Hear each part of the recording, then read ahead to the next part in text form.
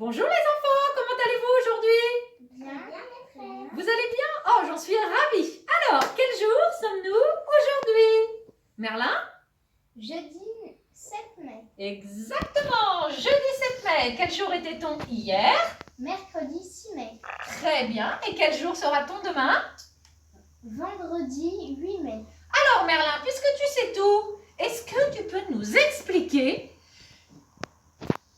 ce qui va se passer demain? Est-ce qu'on va être à l'école ensemble?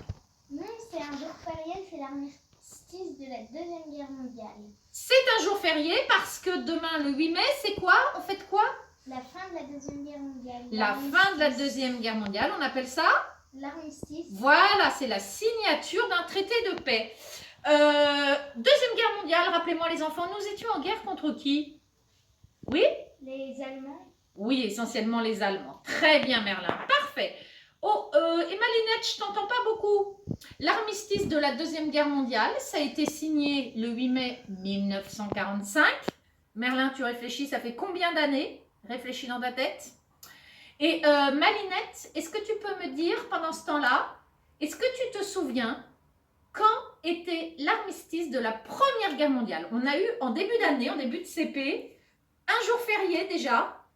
Est-ce que tu te souviens quel jour c'était? C'était l'armistice de la Première Guerre mondiale. Bravo Malinette, le 11 novembre, exactement. Merlin, t'as trouvé? 1945, c'était il y a combien de temps? Je sais pas. Tu sais pas? Bon alors réfléchis, quand t'as trouvé tu nous diras. Alors, eh bien, what's the weather like today? What's the weather like today? Merlin? It's sunny. Yes, it's sunny, it's wonderful, I love it. It's sunny, yes, yes, yes. Malinette, je te trouve un peu tristoune aujourd'hui. Peux-tu nous dire quelle heure il est, s'il te plaît? Regarde. 3h30. Non, Malinette! La petite aiguille indique les heures. Donc tu as raison, la petite aiguille est sur 3 heures. Maintenant, tu regardes la grande aiguille qui est bleue. S'il était 3h30, la grande aiguille bleue serait tout en bas. Elle aurait parcouru la moitié de l'horloge. Mais là, elle a parcouru que... Un quart. Voilà, donc il est 3h15. 3h15. Bravo Malinette. On peut aussi dire 3h15 minutes. Puisque les minutes, on compte de 5 en 5. 5, 10, 15. Donc il est 3h15 ou alors 3h15. C'est très bien Malinette.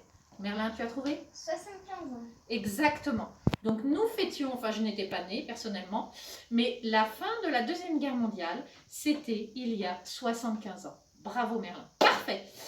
Alors, je ne vais pas corriger avec vous les maths aujourd'hui. Nous allons faire exclusivement du français. Vous aviez un petit exercice à faire sur les phrases d'écriture. Alors, j'ai copié ces phrases ici au tableau. Est-ce que, Malinette, tu peux me lire la première phrase, s'il te plaît? Elle monte sur la balance. Elle monte sur la balance. Alors, plusieurs petites choses avec cette phrase. D'abord, où est le verbe? Quelle est l'action? Qu'est-ce qu'elle fait? Elle monte, exactement. Elle monte. Alors, il fallait entourer monte, puisque c'est le verbe. Alors, quel est l'infinitif? Quel est le nom du verbe? Monter. Monter, j'aime monter. Et je devais souligner le sujet. Qui monte? Elle. Voilà. Alors, je vais rajouter un petit exercice. Vous deviez apprendre le mot parce que. Parce que ça sert à donner une réponse à une Question. Ça apporte une explication. Alors, par exemple, tu vas me répondre avec le petit mot parce que dans ta phrase, Malinette. Pourquoi monte-t-elle sur la balance? Parce qu'elle veut se peser. Parce qu'elle... Alors, fais-moi toute une phrase. Elle monte sur la balance. Elle monte sur la balance parce qu'elle veut se peser. Très bien, Malinette. Allez, Merlin. Deuxième phrase. Le petit garçon écoute les cigales. Alors, quel est le verbe? Quelle est l'action? Écoute. Exactement. Et le nom du verbe, l'infinitif, c'est quoi? Écouter. Très bien. Quel est le sujet? Qui écoute? Le petit garçon. Le petit garçon. Alors, attention, Merlin, je te pose une question. Pourquoi le petit garçon écoute-t-il les cigales? Et tu me réponds par une phrase. Ok. Le petit garçon écoute les cigales parce qu'elles font un joli chant.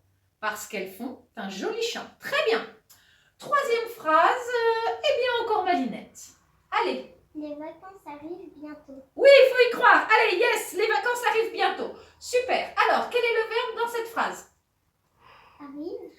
arrive. Alors, si on en doutait, on peut remarquer le petit ENT ici. Elles, au pluriel, les vacances, elles arrivent. Exactement. Et c'est quel verbe, Malinette? J'aime arriver. C'est le verbe arriver. Alors, qu'est-ce qui arrive bientôt? Quel est le sujet de cette phrase? Les vacances. Les vacances. Exactement. Alors, Malinette, la question que tu attends. Pourquoi les vacances arrivent-elles bientôt? Une phrase. Les vacances. Les vacances arrivent bientôt parce qu'on en a marre de travailler. Si tu veux, parce qu'on en a marre de travailler. Très bien. Quatrième phrase. Tiens, on va demander à Samir. Samir, là-bas. Samir. Demain, nous presserons des citrons. Demain, nous presserons des citrons. Quel est le verbe, Samir? Presserons. Oui. Quel est l'infinitif de ce verbe? Presser. Presser, j'aime presser. Alors, attention, hein. Qui va presser des citrons? Nous. Nous. Voilà, alors il y avait un petit piège, il ne fallait pas me dire demain. C'est pas parce qu'on a demain comme premier mot de la phrase que c'est forcément le sujet. Pas du tout, c'est pas demain qui va presser des citrons, c'est bien nous. Alors, petite question maintenant pour Samir. Pourquoi presserons-nous demain des citrons, Samir? Une phrase pour répondre. Demain, nous presserons des citrons parce qu'on mangera du poisson. Parce qu'on mangera du poisson. Parfait, très bien. Alors, Cyrine, la phrase d'après. Émilie. Non, pas Émilie. Amélie Oui. monte sur la balançoire. Et on remarque bien la petite cédille, hein, on l'oublie pas. Amélie monte sur la balançoire. Quel est le verbe, Cyrine?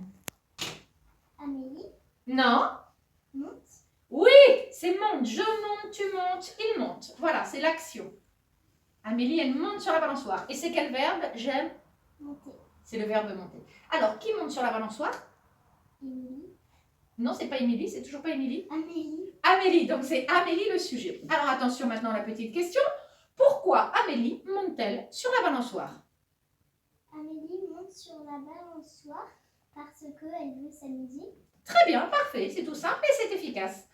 Alors maintenant, dernière phrase, Emrys, s'il te plaît. Les Français aiment les glaces. Les Français aiment les glaces. Alors, Emrys et les autres, vous remarquez qu'il y a un F majuscule.